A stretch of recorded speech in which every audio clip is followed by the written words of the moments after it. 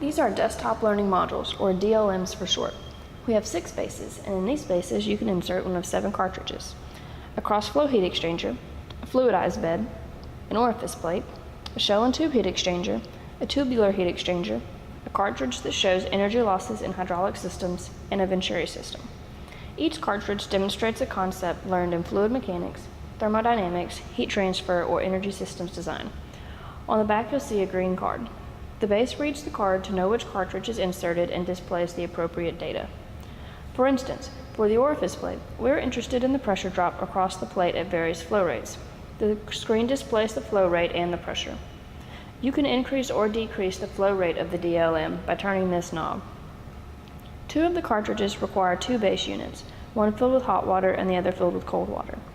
This is the shell and tube heat exchanger, and you can see the hot water, which is dyed red, going through the tubes, and the cold water, which is dyed blue, going through the shell.